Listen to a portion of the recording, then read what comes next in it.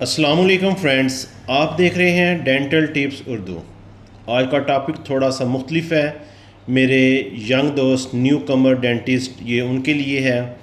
آج کا ٹاپک کچھ اس طرح سے ہے: آپریٹیو کمپلیکیشنز مین دانت نکالتے وقت کی پیچیدگیاں۔ دانت نکالنے کے عمل کے دوران بعض اوقات حادثاتی طور پر کوئی پیچیدگی پیدا ہو سکتی ہے جو مندرجہ ذیل بھی ہیں۔ وہ کون کون سی ہیں؟ جیسے دانت کا مشکل سے نکلنا، دانت کا ٹوٹ جانا، اس کے بعد ساتھ والے دانت کا ہل جانا، مسوڑے کا کچلا جانا، ہونٹ یا رخسار کا کچلا جانا، جبڑا ٹوٹ جانا، جبڑے کا پھر جانا۔ اس طرح کی کچھ چیزیں ہیں، آج ان کو ڈسکس کریں گے۔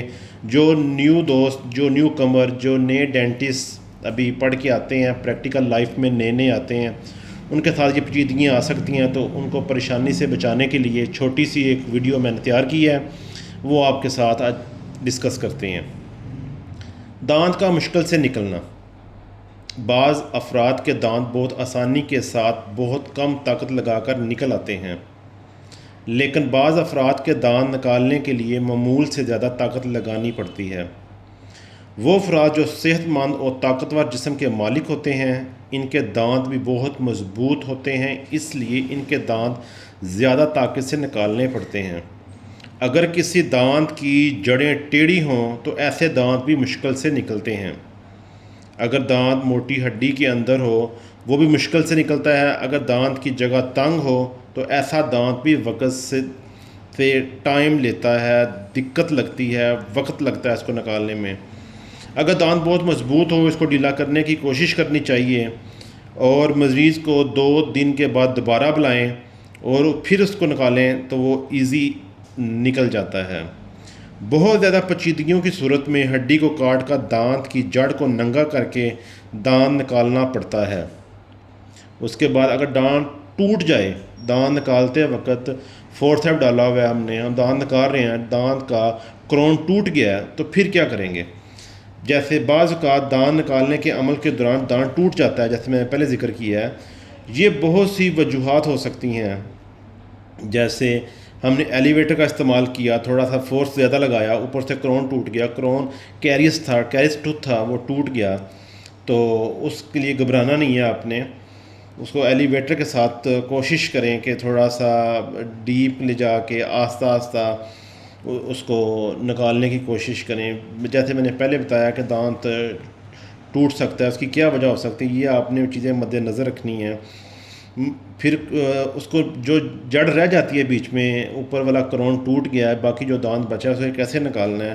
پھر اس کو مسوڑے کو تھوڑا سا کاٹنا پڑتا ہے، کبھی کبھار ہڈی تھوڑی سی کاٹنی پڑتی ہے، بر کے ساتھ، برمے کے ساتھ کہہ لیں، تھوڑا سا چاقو کے ساتھ، بلیڈ کے ساتھ، اس کو ڈینٹل انسٹرومنٹ کے ساتھ اس کو ہڈی کو نکالا جاتا ہے، ہڈی کو کاٹ کے تھوڑا سا پیچھے کیا جاتا ہے، پھر ایلیویٹر کی مدد سے اس کو نکالا جاتا ہے۔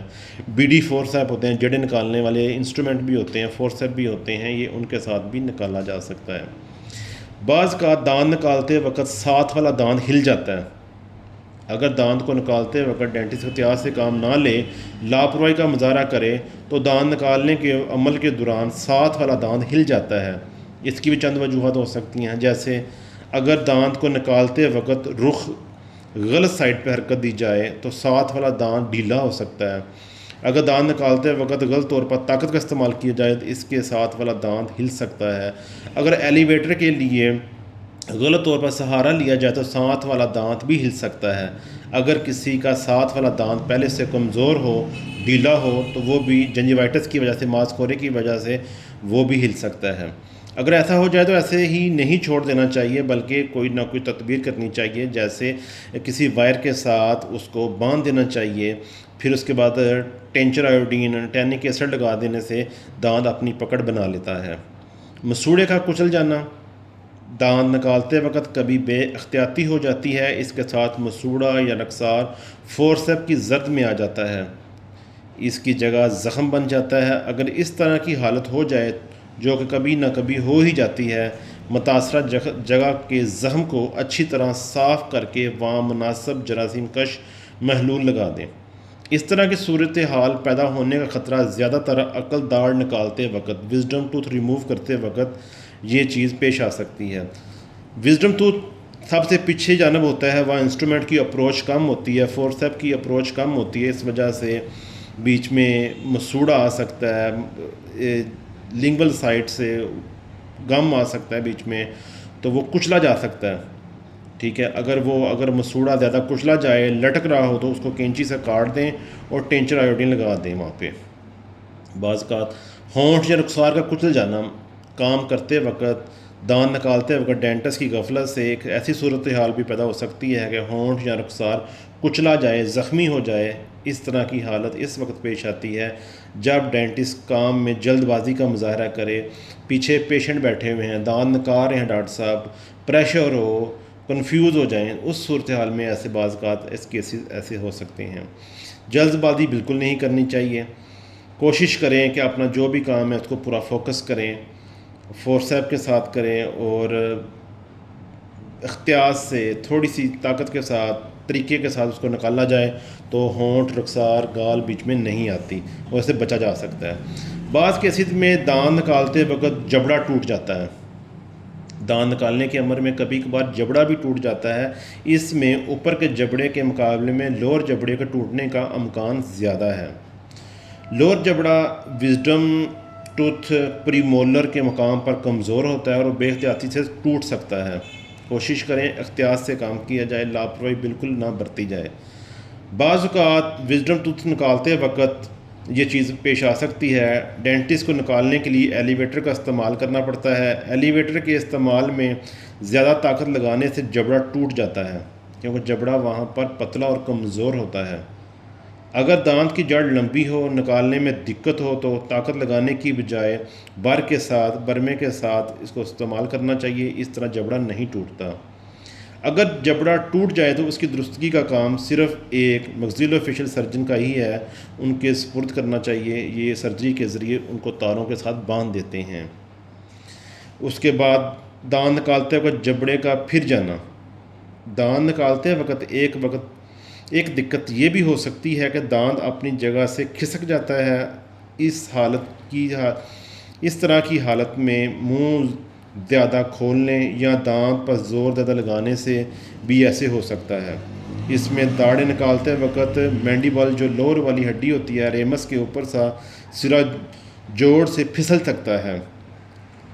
جبڑا اصل حالت میں نہیں رہتا، اگر ایسی حالت پیدا ہو جائے، منہ کھلا رہتا ہے پھر بند نہیں ہوتا، پیشنٹ زور بھی لگاتا رہے تو وہ اپنی جگہ سے کھسک جاتا ہے۔ ٹیمپرو مینڈیبل جوائنٹ ایک ہوتا ہے اوپر والی سائڈ سے، وہ بھی زور لگنے کی وجہ سے اپنی جگہ سے ہٹ جاتا ہے پیچھے۔ اس کی درستگی کے لیے مریض کے بالکل سامنے کھڑے ہو جائیں اور مریض کے جبڑے کے دائیں اور بائیں چبانے والی داڑیں، جو ہماری مولرز ہوتی ہیں، first molar, second molar, third molar, ان کے اوپر انگوٹھا رکھیں، داڑوں کے اوپر انگوٹھے کی مدد سے خوب دبائیں، دباؤ ڈالیں، بقیہ انگلیوں سے جبڑے کو باہر اور نیچے سے پکڑیں۔ اس طرح کرنے سے اپنی جگہ پر آ جاتا ہے۔ اس کے بعد پٹی باندھ دیں۔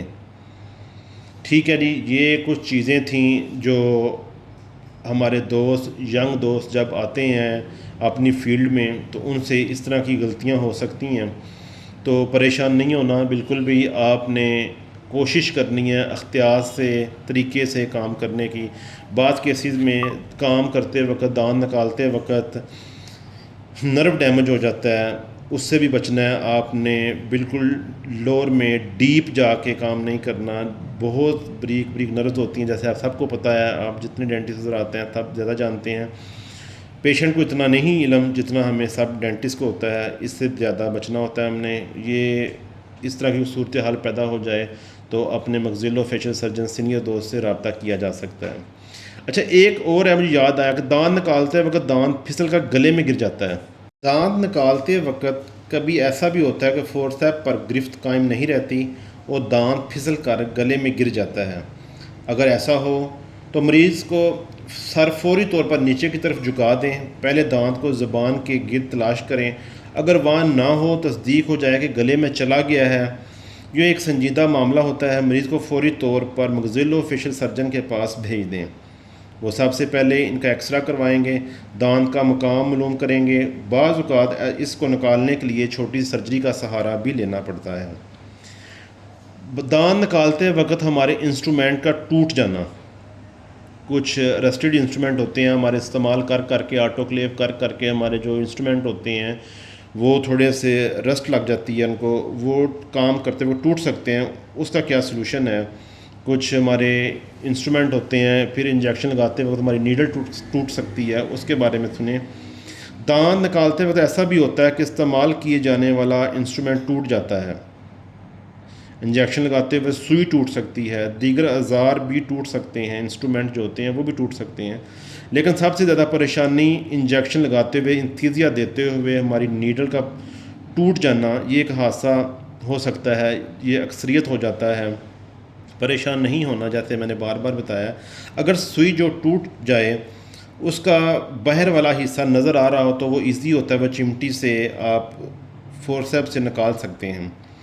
اگر نیڈل سوئی نظر نہیں آ رہی، ٹوٹ گئی ہے اوپر سے، تو پھر کیا کرنا چاہیے؟ بلیڈ کی مدد سے ہلکا سا چیرا دے کے اس کو چمٹی کے ساتھ یا فورسیپ کی مدد کے ساتھ ڈیپ ڈال کے نکالا جا سکتا ہے۔ اگر پھر بھی نظر نہ آئے تو ہمیں ایکس رے کروا لینا چاہیے، اس مقام کو دیکھنا چاہیے وہ کس جگہ پہ ہے۔